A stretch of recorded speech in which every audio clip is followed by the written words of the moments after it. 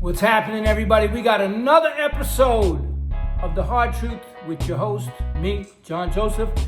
First of all, we got a couple of really special guests today. Peter Nussbaum, who runs Tamerlaine Sanctuary for Animals, and Mr. Rob Zombie and his wife, Sheri Moon Zombie. But let's talk food right now.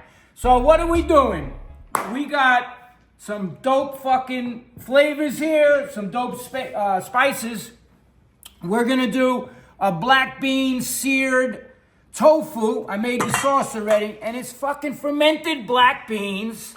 All of these spices, we throw it all in there. We do the tofu in the air fryer. We don't deep fry shit on my show, right? So what do? You get the texture and the flavor without the fucking oil. Deep fried shit is not healthy. And once again, it's organic, non-GMO tofu. You're not gonna get man boobs. Don't worry, that's from the GMO tofu. Everything here is organic. Cauliflower, zucchini, broccoli, asparagus, red peppers. We got a dope fucking salad.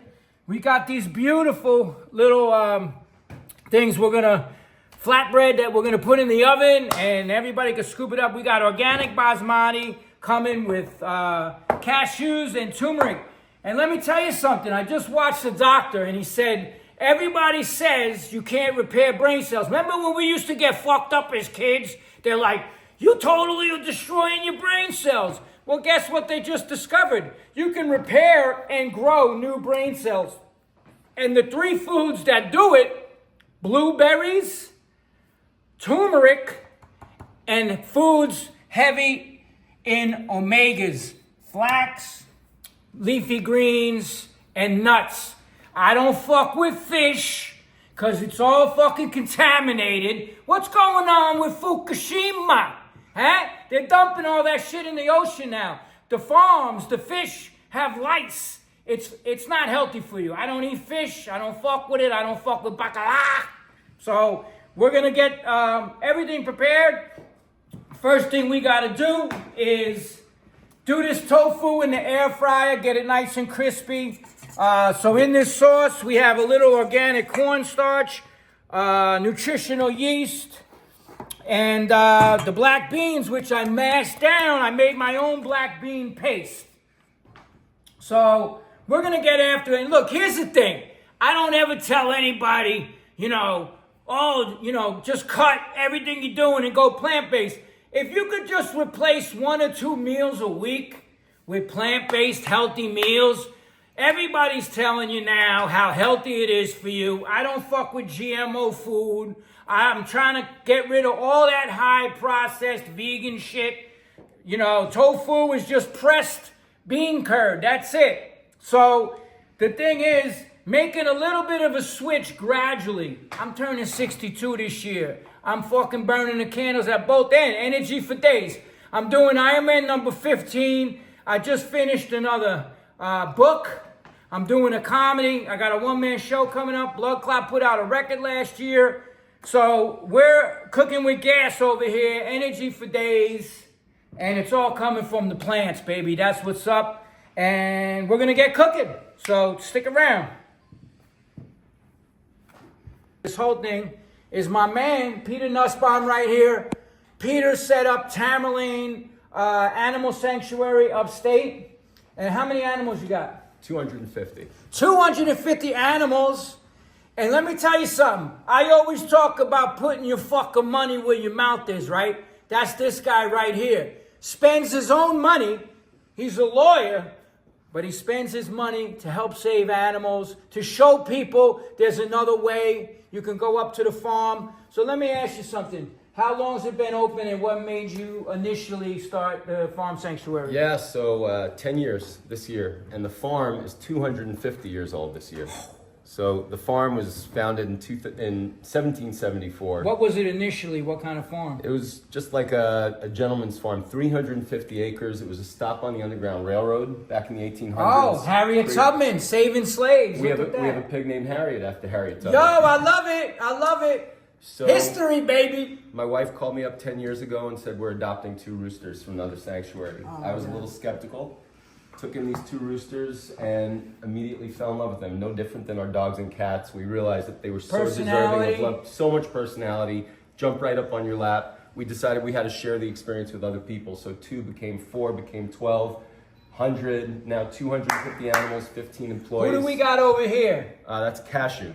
CASHEW? CASHEW is one of our cows. Beautiful steer. Man. Rescued from a Vermont dairy farm. Beautiful boy. I went to a fucking farm sanctuary down where I live now in Florida. I split my time between Florida and New York. I got to get up with, you know, the cows and the pigs and like feed them, and it's like, it's just such a fucking beautiful experience. So what kind of people do you get coming up to the sanctuary? All types. You know, we get some vegan people, but mostly people who love animals. And everybody loves animals, whether you're vegan or vegetarian or omnivorous. The one thing we see over and over again, everybody that comes, they meet the animals, they connect with them, and they fall in love with them. Yeah. Do a lot of people ask, do you serve food up there? I mean, like, we do. A lot of people ask, like, you know, what is it like going plant-based and all that? Or? Yeah, a lot of people, you know, it's amazing, but it used to be that way when we started. Now it's become so mainstream, it's so easy. You can go even up there in the middle of nowhere in northern New Jersey, you go to the supermarket, the dairy aisle is now more plant-based milk than it is milk. So that's the air fryer, right? The thing with most of these air fryers, and this is what I always tell you, the devil's in the fucking details, right? The thing with the air fryers is a lot of them have a PFOA, that non-stick surface. Green Pan uses ceramic and no coating. So this will get all of your stuff. There's different settings and everything. I paid about $200 for this, best investment. We use it all the time. You get the crispy texture. Like I said, it kind of bakes all that spicing into your tofu. And tofu takes on whatever spicing you put on with it. If it's good spicing, it's going to taste good. If it sucks, it's going to suck. So I'm going to put the recipe like I always say. The recipe's going to be there. I'm going to tell you how to make all of this shit. So don't fear, but watch when this shit comes out of the air fryer, how it's going to look, all right? All right, let's talk. All right. Go. Gotta get that on camera. It's a long time ago. So here we are. I'm with the madman, Rob Zombie, his wife Sheri, and holy shit, we were just talking history, and I'm like, I saw you at the cat club, like, because I lived up the block. What would that be? 87? 86? And you just told me that. I was still in high school. Look at, I ain't even going to ask the age, but I will get into that later. But, and Rob just told me that White Zombie opened up for the fucking Cro-Mags at Lemoore. Yeah. I'm trying to think what year that would be. That would probably be, well, 1990, 91? Yeah, fucking wow, yeah. Wow, that's fucking bizarre, dude. Crazy. Is Lemoore still there?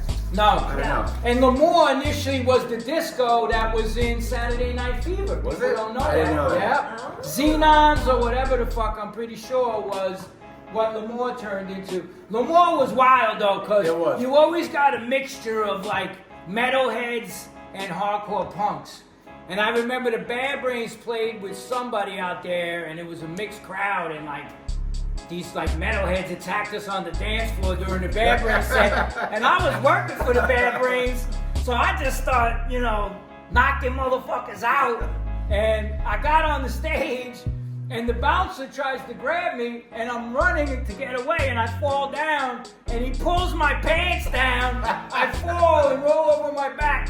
And he comes to like start pounding on me, and I like kicked him in the jaw, and I dove off the stage. This is too much tough guy stuff. No, but the bouncers at Lemoore's were notorious for beating people up. Oh, God. So the guy points at me, and the bouncers grab me on the dance floor, throw me out. 2 seconds later, I'm back up on stage, and he's looking at me. I'm like, I got a Bad Brains laughing at. I'm working for them. But yeah, Lemoore's. That place crazy because I remember you'd be in Manhattan and then you just cross the bridge and go to Lemoore. It's Lemoore's. It was a different planet. So fuck man, I just saw you guys. I saw you at Sturgis. I was out west. Oh yeah, Sturgis. And then I saw you at Jones Beach with Alice Cooper. Yep. And I'm like, this fucking guy, the energy you got on stage, and like your flexibility. Like, I'm like throwing fucking kicks. So do you do like yoga? I mean, what's your routine to keep in shape? And My routine's pretty pathetic. I used to do yoga every single day with Diamond Dallas Page. I know. Believe it or not, I know his brother, Rory. Yeah, he lived down the street from us. And he's like, oh, I gotta get you into yoga. So he would come to my house every day. Fuck. And then he's like, let's start doing it at the gym. So I'd go to the gym and do yoga with him. And then we'd lift weights for, I would be like 2 hours. And then I'd be beaten. He'd be like, all right, hang out longer. Of course, he'd be there all day. He's a savage. And then he is. And then, so I got in super good shape and that feeling like, no, I'm in perfect shape. Screw it, I'm not gonna do yoga anymore. But that was like, yeah. Yeah, but you still maintain like flexibility. Yeah. I make him stretch. I'll He doesn't like to stretch before but we he'll show. stretch. You're like my wife. Yeah. She does the same thing. Like Yeah. she rides me. I gotta do my warm-ups. I gotta do my trigger point, fascia release before I'm on the bike. I get off the bike. She's calling me. Did you roll out? Did you stretch? That's what. Hey, behind every great man is a great, beautiful woman. And I know, I wouldn't do anything if it was up to me. what's his yoga system called? Because he worked with this paratrooper. That's how he got really famous.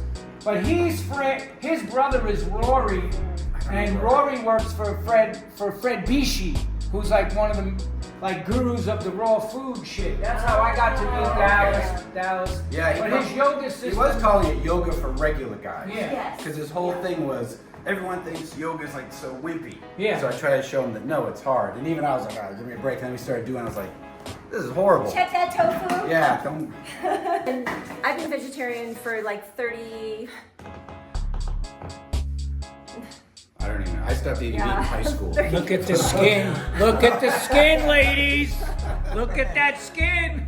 A long time. Yeah. You lived longer. I stopped in high school, Yeah. Beautiful, man. Yeah. Because I was saying, like me, I grew up in homes, I was on the street, I saw people get murdered in front of me, violent, stabbed, shot. I got fucking shot, stabbed. And it's just like that whole violent like atmosphere of New York in the 70s. And then when I met Rastas in Jamaica when I was in the Navy in 80, and then the bad brains, and they were like, yeah man, you must eat the ital is vital, low tal is fatal, you can't support the killing of the animals, terrorists. Yep. The light bulb just came on. Yep. And I went on tour with them and they were like, just fucking don't eat it for a month and watch what happens. And I was like, bingo, bango, never went back. That's 43 years now. Yeah. So what made you guys, like, what was the thing, what was the, you know, the catalyst for that change? For me, when I was in high school, I went to the video store, and there was a movie, I think it's called The Animal Story, and it's narrated by Julie Christie. Wow. And I was like, oh, and I went, and I never thought about food. I watched it, and it was all about factory farming and everything. I was just like, I'm done. And I was done. For me, it was more gradual. I think I stopped eating red meat first, and then, stopped eating. I never ate pork. Yeah. Stopped eating chicken. Stopped eating turkey. I thought those were the healthier versions of what to eat. But educated myself through the years and learned that it's all bad. Factory farming is just. You don't want to be eating what's made there. Yeah. There's a reason. I always tell people there's a reason why you don't bring your kids on field trips To the to slaughter. see how meat is made or how chicken is made, but you bring them to the apple orchards to pick apples. You'd be better off eating roadkill. Yeah, I mean the CAFOs, the concentrated animal feeding operations, and it's like hundreds and thousands of animals. Like the sewage that comes, like my friend lives in North Carolina and they have pig CAFOs, and he's like, dude, the runoff from, you got 1 million gallons of fucking pig shit, because they shit like crazy, and then it leaks into all the estuaries and gets in the river. He's like, he's a hunting, fishing guy, whatever. He's still my friend. But he's like, dude, it's ruining the water and the stench. We drive cross country on the tour bus, and you could smell where that's happening. It's like Cowspiracy. Did you see Tim Anderson's film? Yes. Like Cowspiracy, and it's just horrible. And thanks for guys like that over there that show you, how to really treat the animals. So there was a film, and the first film I saw in 1980 was a film called Meat, and it was done by the guy Can you look that up real quick? Who did Titicut Follies? So he did a movie called Meat, and all it was it starts off. He wasn't even a vegetarian or anything, but he does these documentaries like a Nut House and all the rest. And there's no dialogue, there's no talking. He just films the people. He's a famous like European film director. Pete's gonna let me know what his name. Titicut Follies. Yeah, I remember that, but I don't remember. Yeah. So Meat, it basically starts out in a field, and then you see these horses and the steam's coming out of their nose. It's the wintertime. Then it pulls back, and there's like cowboys on the horses, and then it goes to like they're rounding up the cattle, and then they put the cattle in the truck, and then they take the truck to the slaughterhouse, and it's just fucking insane the way they just take these animals apart. And I was like, holy fucking shit, like I've never seen this shit before. And then they used one like a goat to lead the sheep to the kill chute. And the goat was like, ah, they trained it to fucking, for the other animals to follow it. Yeah. And you didn't find it? The only one is coming up. Titicut Follies. Who made the movie Titicut Follies? So we're basically getting all the veggies cooked here, right? Then we're gonna add our sauce, the tofu. The rice is already done. As you look over here, boom, bada bing, bada fucking bye. That's hot. Bones, like everything was jammed up. It might have been. Okay. Peter, get over here, you fucking Mama Luke, you. So, it's COVID. That's good. So, this is what it all comes down to, is the food, right? You can talk all this shit till you're blue in the face. If the shit don't taste good, people ain't eating it. This is the black bean tofu I told you about. Everything's organic. We got basmati rice, organic, with organic cashews, turmeric. And then we have this beautiful salad, the little breads here, and we're gonna sit down and fucking chow, right? Mm-hmm. All right, let's do it, baby. Yeah. On tot sot, thanks a lot.